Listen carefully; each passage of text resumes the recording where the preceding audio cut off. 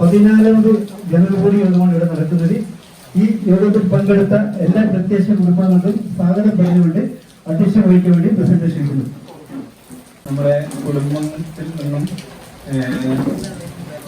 മരണമടഞ്ഞവർക്ക് വേണ്ടി അനുശോചനം രേഖപ്പെടുത്താണ്. ഇദ്ദേഹത്തെ അനുമോദിക്കൽ, വരവ് ചെലവ് കണക്ക് അവതരിപ്പിക്കൽ, പ്രവർത്തന റിപ്പോർട്ട്, ചർച്ച, മറുപടി. പിന്നെ 2024 വർഷത്തെ കൗൺസിൽ വരാൻ കരുതിയിരുന്നു. അപ്പൊ ഒന്ന് അവനും വരാൻ പറ്റാത്ത ഒരു ബുദ്ധിമുട്ടുണ്ട്. അപ്പോൾ എത്തിയില്ല. അപ്പൊ അതിനും പകരം ഇതിന്റെ ബാക്കി ഞാൻ ഓരോരുത്തരെ പേര് വിളിക്കാം.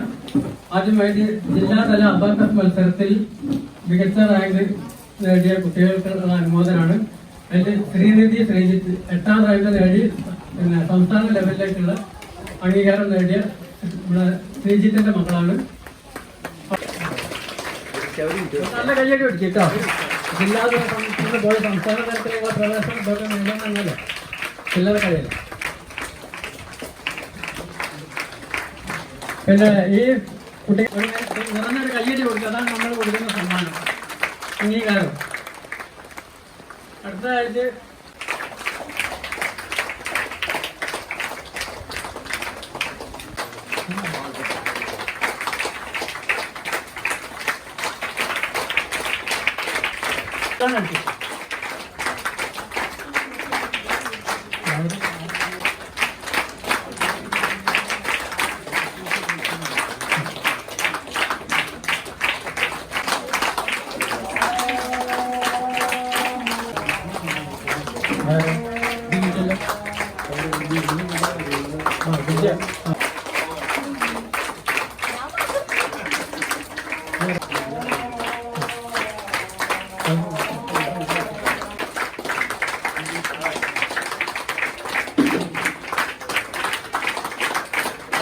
റിപ്പോർട്ടിലേക്ക് പോവാണ്.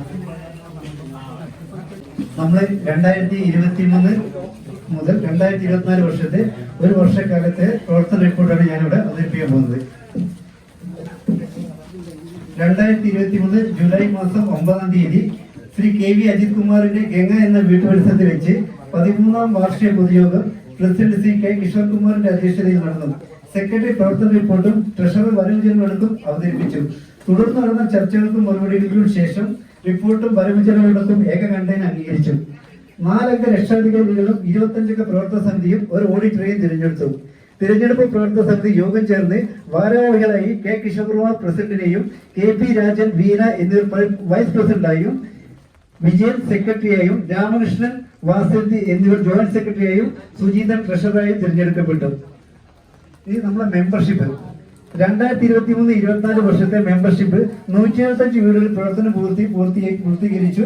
4 പുതിയ വീടടക്കം 195 വീടുകൾ നമുക്ക് റിപ്പോർട്ട് വർഷത്തിൽ ഉണ്ടായത്. ഇതിൽ 2 പേർ പിരിഞ്ഞു പോയിട്ടുണ്ട്. എന്തെങ്കിലും പോരായ്മകൾ ഉണ്ടെങ്കിൽ പറഞ്ഞു തീർക്കാനും പുതിയ നിർദ്ദേശങ്ങൾ തരുവാനും ഞാൻ നിങ്ങളോട് അറിയിക്കുകയും ഈ പ്രവർത്തന റിപ്പോർട്ട് നിങ്ങൾക്കായി സമർപ്പിക്കുന്നു. കണക്ക് അവതരിപ്പിക്കേണ്ടത് ശരിക്കും ട്രഷററാണ്. ട്രഷറർ അസാന്നിധ്യത്തിൽ തൽക്കാലം ഞാൻ അവതരിപ്പിക്കുന്നുണ്ട്. പ്രത്യക്ഷ റെസിഡൻസ് അസോസിയേഷൻ വേങ്ങേരി 2023-24 വർഷത്തെ വരവ് ചെലവ് കണക്ക്, അതായത് 1/4/2023 മുതൽ 31/3/2024 വരെ വരവ്. മുന്നിരിപ്പ്, അതായത് ബാങ്കിൽ 2 അക്കൗണ്ട് ഉണ്ട്. അതായത് പ്രത്യാശന്റെ മെയിൻ അക്കൗണ്ടും അതുപോലെ പരസ്പര സഹായ നിധിയുടെ ഒരു അക്കൗണ്ട്. അപ്പോൾ മുന്നിരിപ്പ് ബാങ്ക് പ്രത്യാശന്റെ അക്കൗണ്ടിൽ 50,119 രൂപയും പരസ്പര സഹായ നിധി അക്കൗണ്ടിൽ 4,824 രൂപയും. കഴിഞ്ഞതിന് ശേഷമാണ് സംഘാടന സമിതി പിരിച്ചുവിട്ടത്. അതുകൊണ്ട് സംഘാടന സമിതി പിരിച്ചുവിടുന്നതിന് 1,070 രൂപ ചിലവായിട്ടുണ്ട്.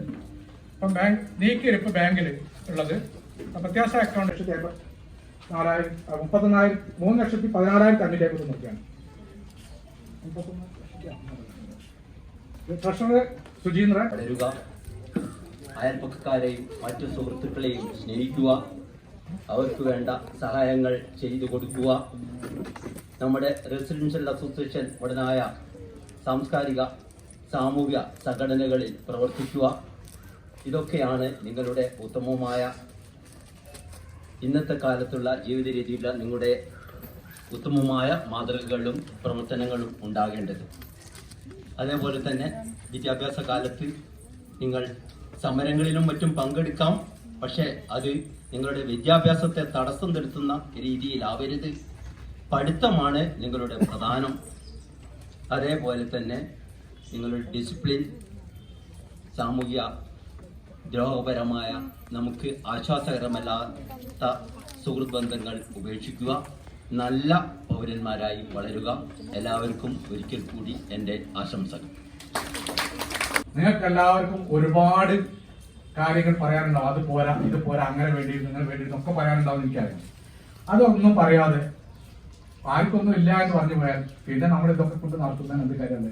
ഈ നാളെ എന്ത് നടത്തണം എന്നുള്ളതിനെ പറ്റിയ നിർദ്ദേശം തന്നെ നിങ്ങൾക്ക് വെക്കാൻ വേണ്ടേ? അതും ഇല്ല, ഒന്നുമില്ല. നിങ്ങൾ ഇങ്ങനെ മതി.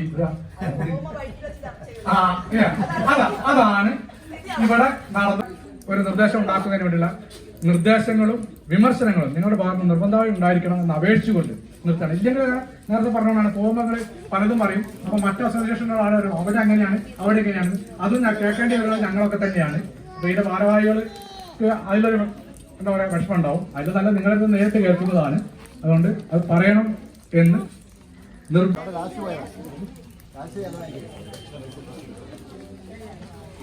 ചേർന്നിട്ട് ഒരു അവൈലബിൾ മീറ്റിംഗ് ചേർന്നു. അതിൽ പ്രസിഡന്റിന്റെ അധ്യക്ഷതയിൽ ചേർന്ന യോഗത്തിൽ എടുത്ത തീരുമാനമാണ് പിന്നെ സെക്രട്ടറി സ്ഥാനത്തേക്ക് രാമകൃഷ്ണൻ ടി വരണമെന്നാണ് കമ്മിറ്റിയുടെ ധാരണ. അത് അദ്ദേഹം ഇന്ന് ചെറിയൊരു പ്രശ്നം കൊണ്ടാണ് വരാത്തത്. അദ്ദേഹം സംസാരിച്ചിട്ടുണ്ട്. അതുപോലെ പ്രസിഡന്റായിട്ട് നമ്മുടെ വക്കീൽ ബാലകൃഷ്ണേട്ടൻ വരണമെന്നാണ്. പിന്നെ ട്രഷററായിട്ട് ബാബു കെ.പി. പിന്നെ വൈസ് പ്രസിഡന്റ് 2 വൈസ് പ്രസിഡന്റുമാരാണ്. ഒന്ന് അരുൺ, രണ്ടാമത്തെ വീരൻ.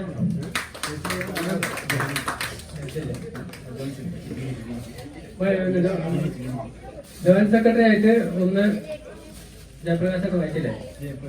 ജയപ്രകാശ് ഫോട്ടോ. പിന്നെ വാസൻ ചേച്ചിയാണ്. അപ്പൊ ഇത് അംഗീകരിക്കുകയാണെങ്കിൽ ഒന്ന് കൈകരിക്കാൻ അടുത്ത അജണ്ടയിലേക്ക് അടുത്തു.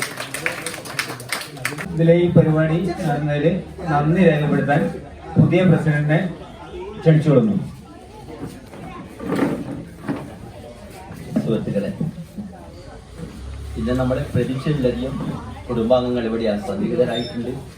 വളരെ നല്ല രീതിയിൽ തന്നെ നമ്മുടെ ജനറൽ ബോഡി നടന്നു.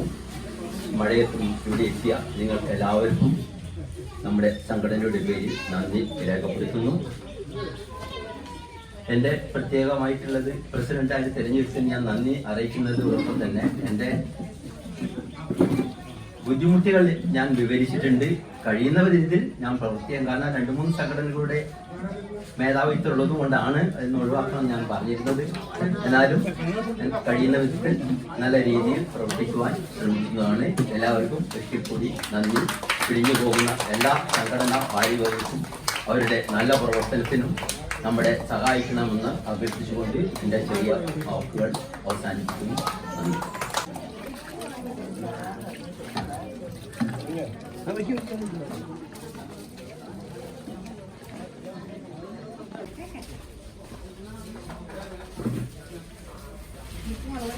ഓ